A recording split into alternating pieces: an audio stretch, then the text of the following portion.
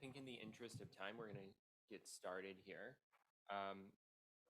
So with Purim around the corner, I wanted to take a look at one of the mitzvot of Purim and kind of dissect it a little more, try and hopefully bring a little more meaning into the particular mitzvah. So we'll start out taking a look at where this mitzvah comes from, both in the Megillah and then into the halachic literature that kind of undergirds how we understand the mitzvah today. And then we're going to take a completely different turn and take a look at something in the in Masechet Megillah, which is somewhat the Masechet is somewhat about Purim, but not in Ben, we can't hear you on Zoom. Okay. 1 second then. You got to move the mic closer to you. Can you hear me now? You're muted in Sanctuary. That would be why. There's also a Temple Beth and Hector's iPhone.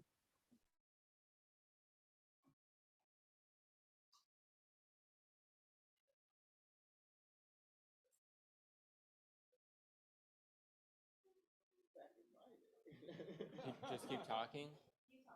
Okay, so we'll take a look at Masechet Megillah. And there's a story in there that is probably at first glance does not have anything to do with the holiday of Purim, but we'll kind of dissect that. So, because I would say that it has everything to do with the holiday of Purim and every day of our lives. So if I can get, actually, I think probably best if I'm doing reading just in terms of those on Zoom. So we'll go through the text, and I'm going to go through these first two texts very quickly, and we'll dive into the third larger chunk. You want to just ask Gary if he can hear you? Gary, can you hear now? Just a thumbs up. I can hear you. I can hear you. Okay, great. So what we're going to be talking about is Matanot LaEvyonim, and it comes from towards the end of the Megillah. This one verse is the entire undergirding of it, which says, the same days on which the Jews enjoyed relief from their foes, and the same months which had been transformed for them from ones of grief and mourning to ones of festive joy. They were to observe them as days of feasting, which is where we get the idea of a Purim Suda and merrymaking, and as an occasion for sending gifts to one another, which are Mishloach Manot, and presents to the poor, which in the Hebrew you can see is literally Matanot LaEvyonim. Regardless, so this is the entire undergirding of the mitzvah of Matanot LaEvyonim, and when you get into the halachic codes, Shulchan Aruch, which is our major halachic code that we rely on, has to say regarding this exactly these 3 lines, or 2 lines in the Hebrew, which is that one is not exacting with their money on Purim. Rather, one should give to anyone who extends their hand, and in places where they have a custom to give to non-Jews, one should give. That's the entirety of the mitzvah. There's no more, at least in Shulchan Aruch, that really has to do with it. There's certainly more literature on it, but this is the basis of the entire mitzvah. So I want to dive into this larger text, which I have taught it before in a completely different way on a Temple Beth email, and I will teach it again because it is by far my favorite sugya in the entirety of the Talmud. But I want to take a look at it in the framework of Purim. So with that in mind, it says, one who is blind may recite the introductory prayers and blessing before the Shema, and he may also, all these, just before I dive in any further, the bolded words are what are actually coming from the text, the Aramaic or Hebrew text, and then the non-bolded is Rabbi Steinsaltz's commentary, which is largely based on Rashi and Tosfot, the commentaries on the Talmud, to make sense of it and help us understand it with the modern English language. So one who is blind may recite the introductory prayers and blessing before the Shema, and they may also translate the Torah reading into Aramaic. Rabbi Yehuda says anyone who has not seen the luminaries in his life may not recite the first blessing before the Shema, which is the blessing over the luminaries. This idea, so this is the Mishnah that this entire Masechet is, or this entire Sugya is going on about, which came a little bit before, and it's being restated now. Only a little bit of it is actually restated, but Rabbi Steinsaltz gives us the entirety of it so we can understand the conversation as it's going on. It is taught in a Baraita that they said to Rabbi Yehuda, many have seen enough with their mind to expound upon the divine chariot, although they have never actually seen it.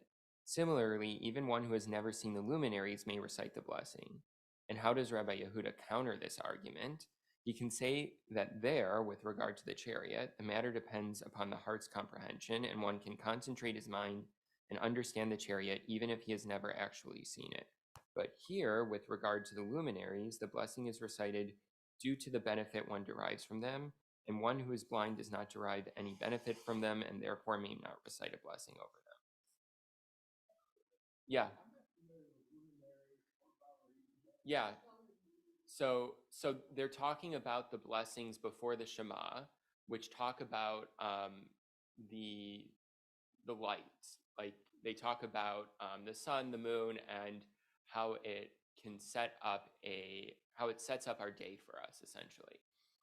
And so there's this question that's going on about whether or not someone who's blind and therefore can't actually see the sun, the moon, etc., whether or not they benefit from having physical light in their lives or not.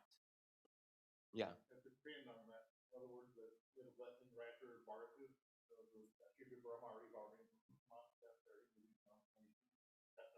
Yeah, it's the blessing immediately after Baruch Hu, and there's a couple more in there as well that, depending on whether your date or your weekday or Shabbat, they all have to do with this idea of benefiting from the sun, the moon, and the light that they give us. So is it the question benefiting only from the light that's the sun and the moon give us, but not from anything else that one may derive from them, such as heat, such as tidal movement? Is it specific to the light that those derive? That's their understanding of it in this conversation. That's my understanding, is that they are really discussing whether or not someone who does not benefit from the light specifically can say those blessings on behalf of the entire congregation because they don't actually derive benefit from it. Right. They knew about the heat, right? They knew that the sun gives us heat, but they wouldn't necessarily have known about all these other things that are also a benefit. So real quickly, because the conversation that's going on here is important, but the next piece I think is the most important to understanding this mitzvah. How is Rabbi Yehuda explaining his argument? Like what's the crux of his argument? How does he understand why a blind person wouldn't be able to derive or wouldn't be able to say this bracha on behalf of the entire community? He doesn't derive any benefit from it. Great. He doesn't derive any benefit from it. And that's a lot more straightforward, I think, at first look. Why are the rabbis saying no, this person actually can say it on behalf of the community? How do they get to understand that?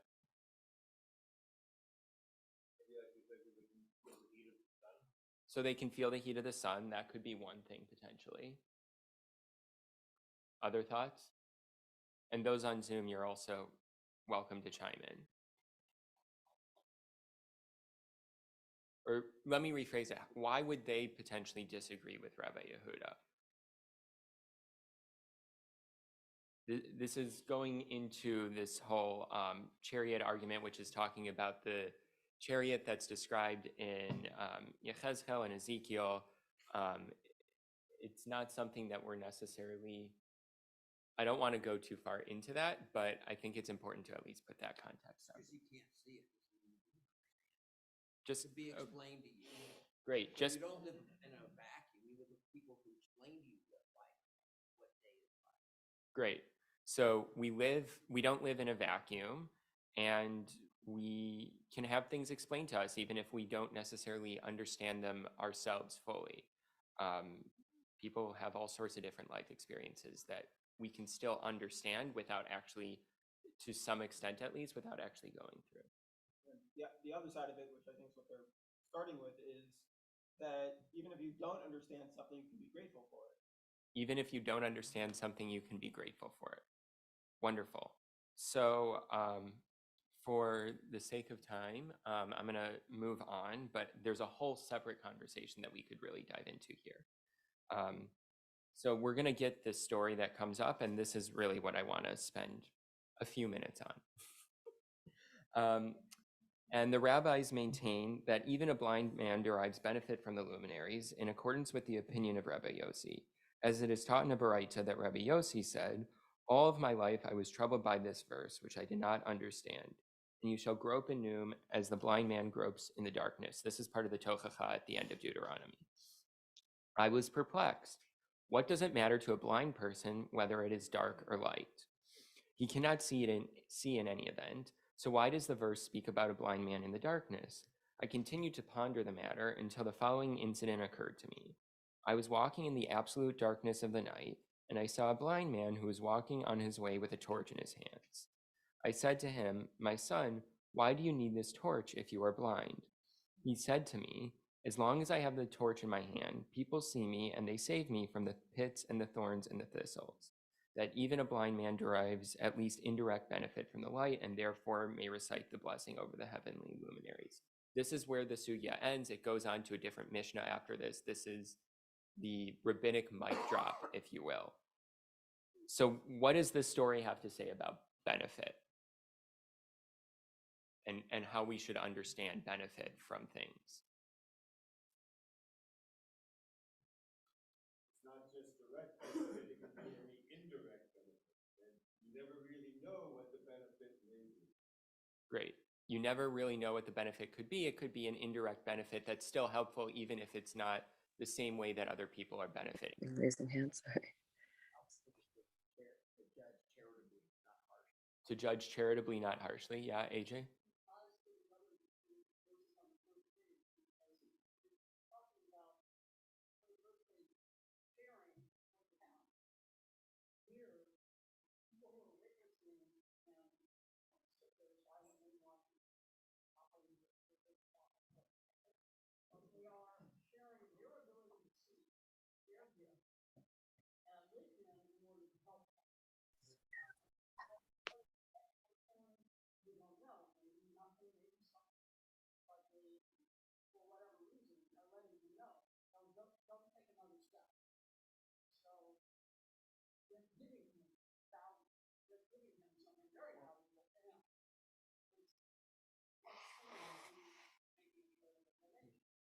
Great.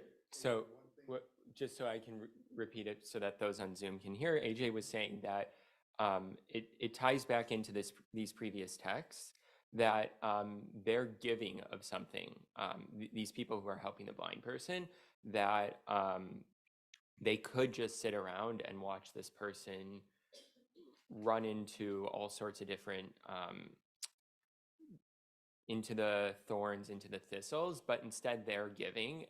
It's unclear at first glance, at least, what their benefit may be, but it certainly is helping out the blind person in this case. Yeah. Well, it's clear. I read it. The benefit is the guy was walking in complete darkness himself. Benefit is he had someone else lighting the light for him. In fact, the person couldn't see. He mentions the benefit is he won't fall into the pit. But the guy in the complete darkness also could fall in the pit. So he's getting a direct benefit from the blind guy holding the torch. Okay, so one of the possible benefits could be that these people who are helping out also get their way lit. Great.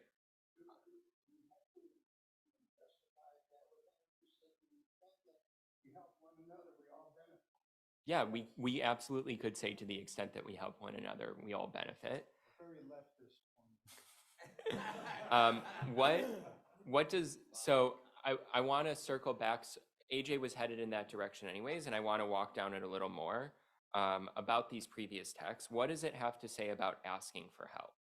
What does the text have to say about that? And what does it have to say about offering help? Specifically, how should help be offered in the case that it may be requested, and how should help be requested if it's going to be requested?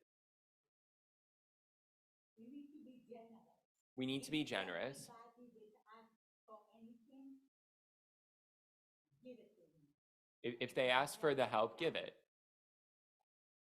Great. Yeah, Rabbi Chorny? In this context, the torch was a social signal by the blind person that they needed help. And in every society, there are social signals for people who need help. So when somebody is in mourning, we have them wearing a ripped shirt or a torn ribbon to tell us that they could use a hug or too much vodka or whatever. So we have social signals that we can give people to let them know that they need help. I think the next madriga, the next level of that, would be to socially signal that we are safe spaces and or available people for help, like to say things like, to let people know this is a safe space, or I'm CPR trained, or whatever. That would be like the next level, is to let people know you are an available helper. But the first level for this story is there can be social signals to let people know that you're in need of help without even saying a word. Great. So wonderful. Thank you for. It talks about Rabbi Chorny was talking about how it talks about how there are social signals to ask for help. We have, when it comes to mourning, we have ripped clothing or ripped ribbon to say I'm in mourning and I could be in use of, and I could be of need of any number of things. And similarly, we may also want to consider setting up these social signals in terms of I can offer X, Y, Z, and that's what's going on here essentially, is a social signal of the blind person saying I need help. But AJ, what did you want to say?